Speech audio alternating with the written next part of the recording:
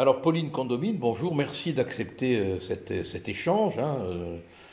Nous sommes, Franck Coppola et moi, très heureux de pouvoir vous questionner sur l'enquête que vous avez menée en vous infiltrant, c'est le terme qu'on emploie maintenant, hein, en vous infiltrant dans les milieux d'extrême gauche. Alors d'habitude, l'infiltration, elle a lieu dans les plafonds de l'extrême droite, hein. Mais là, vous avez réussi une infiltration dans les plafonds de l'extrême gauche. Alors bien sûr, bon, racontez-nous le fruit de votre expérience, hein.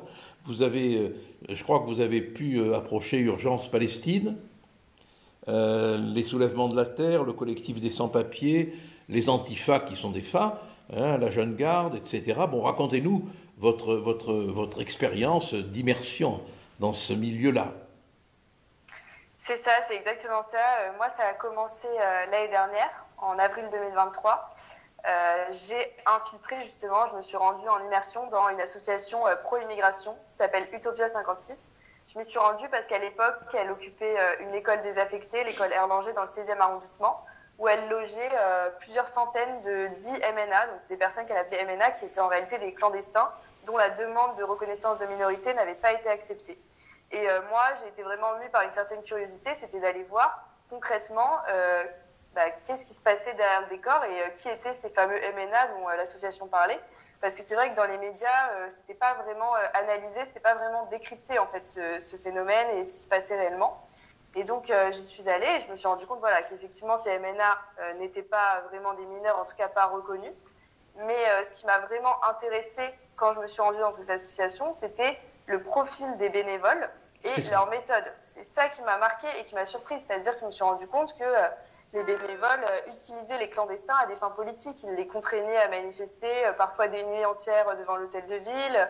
Ils s'en servaient pour faire des happenings et ils se servaient un peu de cette situation de dépendance que les clandestins avaient vis-à-vis d'eux parce qu'effectivement, ils les enrôlent, ils leur disent voilà, vous nous suivez, c'est nous qui allons vous sauver, c'est nous qui allons nous occuper de vous. Mais en échange, les clandestins, ils font ce qu'ils leur demandent, ces bénévoles, ce que ces bénévoles leur demandent. Oui, Donc, c'est j'ai du décidé personnel de politique, continuer. quoi. Pardon? C'est du personnel politique à leur disposition, en quelque Ouais, sorte. c'est ça. Exactement, ouais. C'est exactement ça. Et donc, j'ai décidé de continuer parce que je me suis rendu compte que voilà, pour beaucoup de groupuscules, de collectifs d'extrême gauche, il y a peut-être une sorte de rétention d'informations ou alors on ne connaît pas assez comment ça fonctionne. Mais il y a plein de choses en fait à découvrir et c'est ce que mon enquête qui a duré 6 mois, mon infiltration, mon immersion, a confirmé en fait et ce qui a donné ce magazine. Et alors, quelle expérience vous en retirez? Qu'est-ce qui les motive? Bon, alors, évidemment, quand on s'arrête à l'apparence, on a affaire à des hommes et à des femmes qui iront tous au paradis, même s'ils n'y croient pas, hein, ils ont vraiment toujours des motifs humanitaires splendides, hein, beaux comme un arc-en-ciel, chaque fois, hein. Mais quand on s'approche d'eux, hein, comme on s'approcherait de Tartuffe, qu'est-ce qu'on découvre en réalité de leur motivation? Alors déjà, il y a une motivation de servir à un agenda politique, à un agenda d'extrême gauche, et il y a une volonté de déstabiliser l'État, de déstabiliser le pouvoir. Ça, c'est assez constant à travers la violence. Et puis, ce sont des personnes qui, mine de rien, en fait, via les liens qu'elles ont et qu'elles entretiennent avec des milices qui peuvent être violentes, hein, des milices antifascistes violentes, n'ont pas une vision du tout démocratique des choses. C'est-à-dire que pour elles, leur vérité doit s'imposer et par la violence. Ça, c'est une première évidence. Et puis ensuite, c'est vrai que pour chaque association, derrière le vernis un peu humaniste, on découvre des choses qui sont assez éloignées. Et je pense notamment à Urgence Palestine, dont je parle beaucoup dans mon magazine. Alors je rappelle pour les besoins de l'information que le magazine, c'est Livre Noir, hein, c'est un vrai document, hein, assez unique en son genre, hein, je dois le dire, hein, sur les coulisses. Allez, on va employer un terme qu'ils aiment bien, hein, nauséabonde. Hein, voilà, il fallait bien le placer. Hein, on peut leur piquer le mot pour une fois. Hein, les coulisses nauséabondes de l'extrême gauche. Hein, voilà. Alors, parenthèse faite, allez-y, continuez.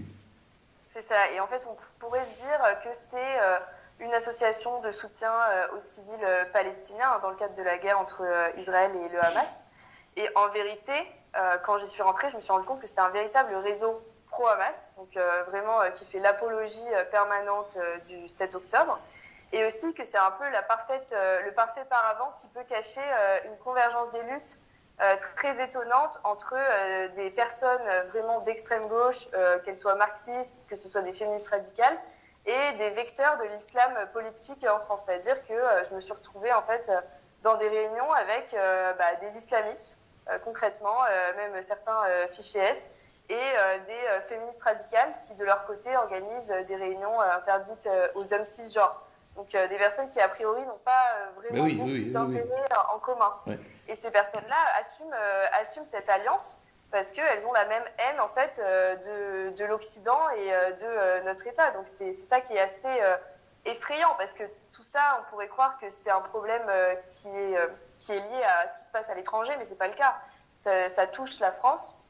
Donc voilà, c'est sûr que derrière la vitrine, ce qu'on découvre est assez effrayant, d'autant plus que pour Urgence Palestine, en l'occurrence, c'est une organisation qui a beaucoup de liens avec des élus de la France Insoumise, des personnalités de la France Insoumise, et que même la France Insoumise, qui semble aujourd'hui être un peu à l'avant-garde de cet antisionisme qui est le refus de l'existence d'Israël, est en réalité débordée par la radicalité de ces personnes, de ces militants, qu'elle tente de séduire et d'amener dans ses rangs. Oui, moi ce qui m'a frappé dans l'enquête, c'est la révélation de ces contradictions qui se supportent et qui demain s'entretueraient. S'il y avait l'une d'elles qui prenait le pouvoir, ce qui est le propre du reste des entités révolutionnaires extrémistes. On ne les a jamais vus faire autre chose que s'entretuer. C'est toute l'histoire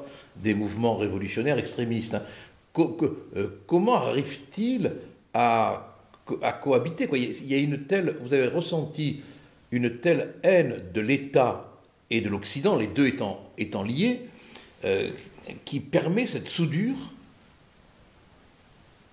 C'est ça, et c'est vrai que c'est assez fascinant d'observer la manière dont ces groupes et ces intérêts divergents cohabitent, et surtout d'observer qui finalement, en l'état, dans le cadre d'Urgence Palestine, où c'était une sorte d'alliance entre des féministes très radicales, et qui l'assument en fait, qui assument qu'elles ont une position radicale, et qui disent elles-mêmes, nous sommes des féministes extrémistes. L'une d'elles d'ailleurs, qui s'appelle Irénée Hermoso, a écrit un livre, Éloge du féminisme extrémiste, et par des islamistes et des personnes en fait qui sont antisémites, et qui considèrent que, par exemple, les viols commis par le Hamas le 7 octobre sur des femmes israéliennes font partie d'un acte de résistance. Donc les viols sont un acte de résistance.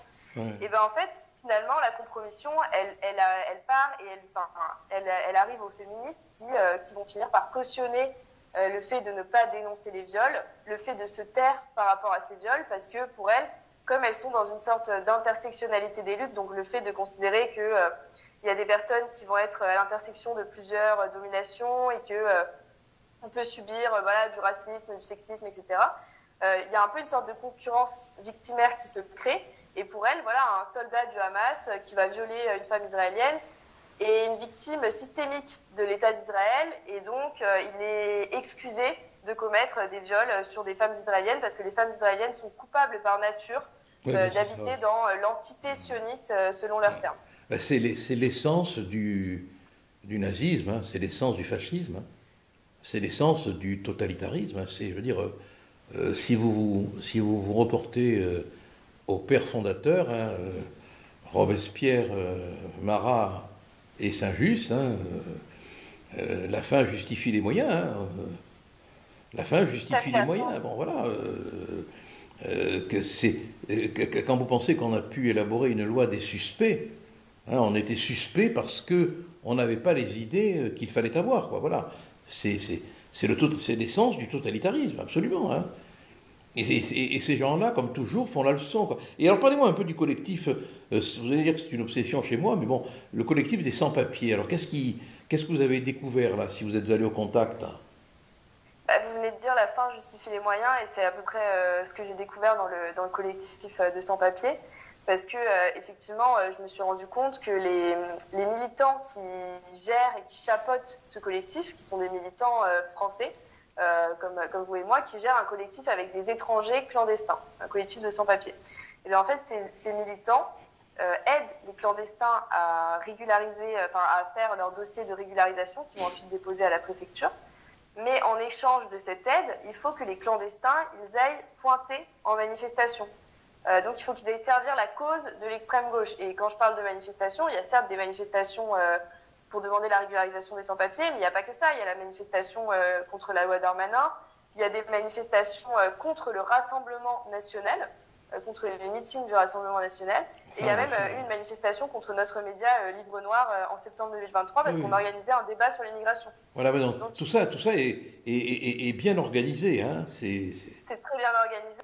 Justement, les noms des personnes sont relevés à chaque manifestation, on les inscrit sur un carnet. Ensuite, on les met sur un cahier, sur un fichier Excel que j'ai moi-même dû remplir en y étant.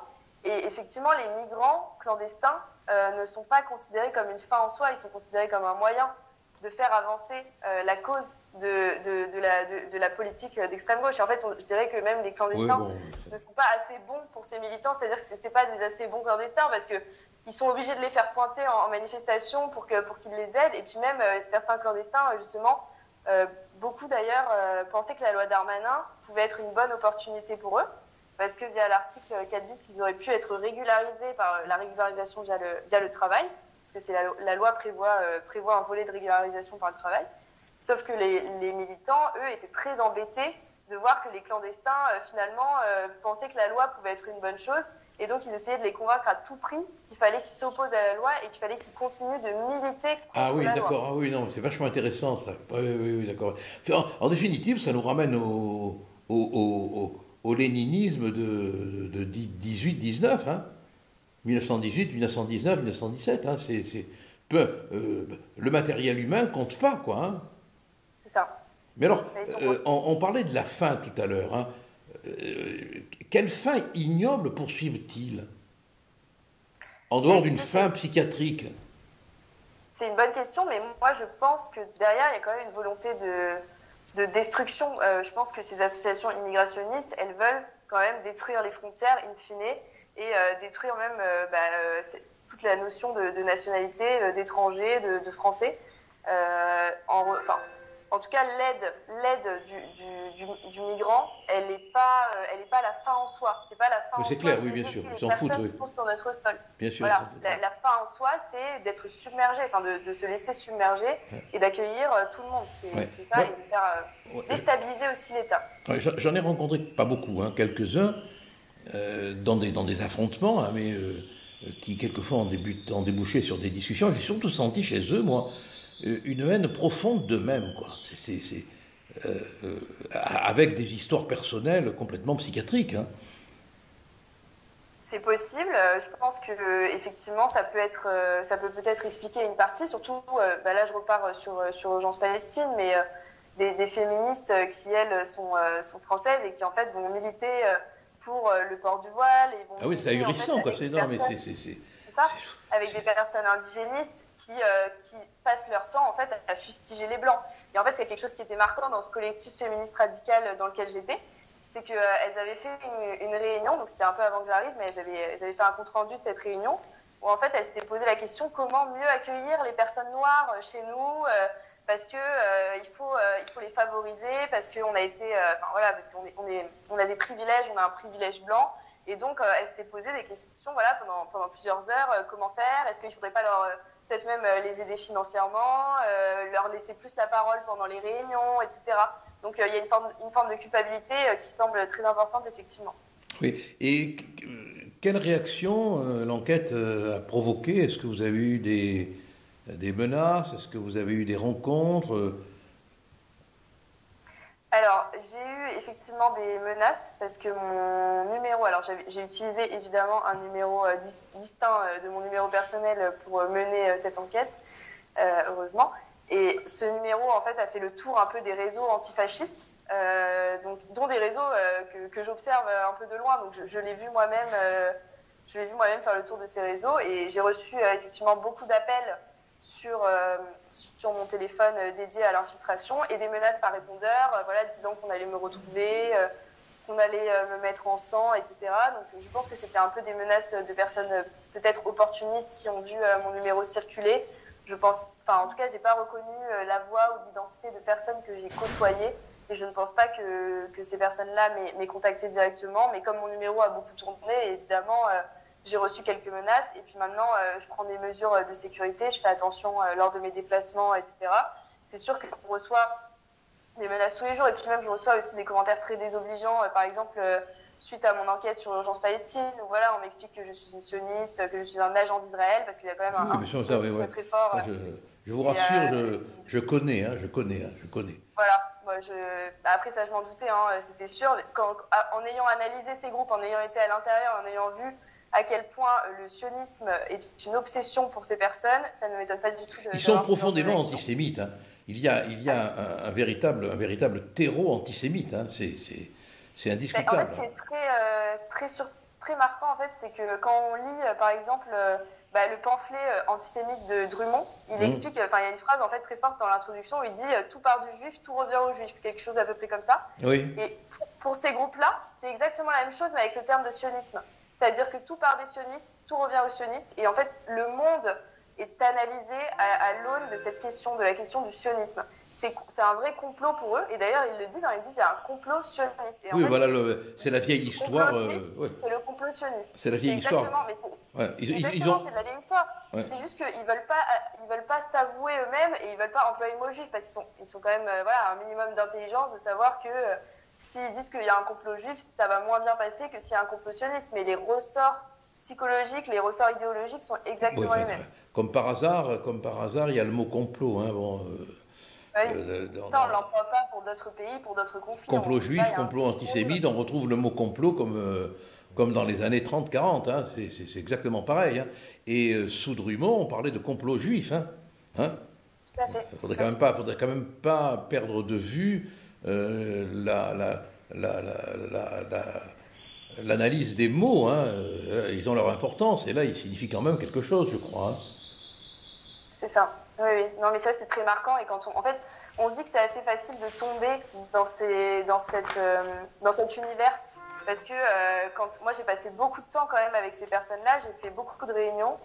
Oui. Ça représentait des heures et des heures d'infiltration. Et à force d'entendre ce mot de sioniste et à force de... le complotisme, c'est quelque chose dans lequel on peut très vite glisser, en fait. Et donc, je comprends très bien maintenant la vision qu'ils ont des choses et c'est vrai que c'est assez effrayant. Et alors, vous parlez des sans-frontiéristes, c'est ça, les sans-frontiéristes. Qu'est-ce que vous entendez par les sans-frontiéristes? Je dirais que c'est ces associations comme Utopia 56 ou les collectifs de sans-papiers ou même des groupes anarchistes que j'ai pu approcher et qui, eux, essayent de détruire les centres de rétention administrative, donc où sont retenus les clandestins qui sont expulsables. Et ce sont des personnes qui ont une vitrine, comme je le disais, où elles disent qu'elles vont aider les sans-papiers, qu'elles vont aider les clandestins et qu'elles vont aider les migrants. Mais en vérité, leur objectif profond, c'est d'effacer les frontières. Et elles le démontrent dans toutes leurs actions. Et le but, c'est vraiment l'objectif final d'effacer ces frontières. Il y a une présence anarchiste forte dans ces groupes. Ils ont un fond anarchiste. Alors, dans leur manière de fonctionner, c'est des groupes souvent quand même assez horizontaux. Donc, il y a des assemblées, tout le monde prend la parole, même s'il y a quand même des leaders, en fait. Finalement, on se rend compte qu'il y a toujours des leaders qui vont gérer les choses. En termes idéologiques, les anarchistes, alors moi j'ai pu approcher un peu des mouvements autonomes, qui sont des vrais anarchistes, mais eux ils sont quand même très refermés sur eux-mêmes, ils vivent dans des communautés un petit peu refermées, qui ne se laissent pas trop approcher par l'extérieur. Donc je dirais qu'en général c'est beaucoup de gens qui politiquement se situent plutôt proches de LFI ou du NPA ou de révolution permanente, quoi. Mais il y avait quelques groupes anarchistes, mais ils sont très cachés et ils évoluent en vase clos. Vous avez ressenti un fond culturel chez eux? Ils ont une appartenance culturelle à quel livre, à quelle référence? De curiosité, ça. C'est pour essayer de comprendre le mécanisme psychologique du passage à l'acte? Bah, dans les références culturelles, bah, ce qui est assez intéressant, c'est que là, moi, dans les groupes que j'ai explorés, il y a une convergence des luttes très forte. Donc, Ouais. c'est-à-dire qu'il y a plusieurs paroisses. Et j'ai vu, par exemple, des personnes qui étaient très politisées, hein, des marxistes. Et chez Urgence Palestine, il y en avait pas mal, et qui eux-mêmes réfléchissaient en fait aux alliances qu'elles créaient, aux relations qu'elles nouaient dans cette convergence des luttes. Et notamment et c'était vraiment très intéressant, qui disait, certes, le Hamas est un parti réactionnaire, parce que c'est un parti islamiste. Mais nous, les marxistes, on doit s'allier temporairement avec le Hamas dans le but de libérer la Palestine de l'occupation israélienne, selon ces termes. Et une fois que la Palestine sera libérée, on va parachever la révolution parce qu'on va faire la révolution du prolétariat. Parce que pour lui, le Hamas ne pourra pas libérer totalement les Palestiniens, parce qu'un peuple libéré, c'est un peuple qui est libéré de la bourgeoisie. Donc, en fait, ils iront encore plus loin. Sauf que, dans les faits, en tout cas dans Urgence Palestine, là où j'étais, les marxistes n'étaient pas les leaders du groupe. Hein. Les leaders, c'était les islamistes et les indigénistes. Les marxistes, Et c'était un bien peu à sûr, la et vote. voilà, ouais. Ces personnes-là. Bien Hein, évidemment, ils vont se faire voilà. bouffer. Ils vont se faire bouffer. Ils vont se faire bouffer, c'est évident. Hein. C'est évident, et c'est là où ça va devenir très, très, très violent, à l'intérieur même de leur groupe. Ça, c'est encore pareil, c'est encore une réalité des luttes intestines des mouvements crypto-révolutionnaires, hein, que j'appelle moi les mouvements dingo-révolutionnaires. Mais enfin, ça, c'est un point de vue tout à fait personnel. Hein. La dinguerie n'étant pas une excuse, bien au contraire. Hein. On va se quitter, parce que vous savez que pour être efficace, il faut être bref. Il faut être bref. Maintenant, on va apprendre que le meilleur des livres, c'est un télégramme. Hein. Bon, faut être bref. Malheureusement, bon, malheureusement. Mais j'espère qu'on aura l'occasion de vous revoir, ne serait-ce que pour une conférence dans le cadre de notre association Alternative France, hein, où il y a beaucoup de monde, des gens passionnants qui viennent. En tout cas, bravo pour votre courage, bravo pour Livre Noir, bravo pour tous ceux qui ont fait ce travail. Il est de l'ordre de la liberté. Merci, c'est courageux. Et sachez qu'avec nos faibles moyens, on est à vos côtés. Voilà. Merci. Merci beaucoup. Merci à vous surtout. C'est vous que je remercie. Merci, hein. Merci et bravo encore. Hein. Il y a du journalisme. Merci. Ça fait plaisir.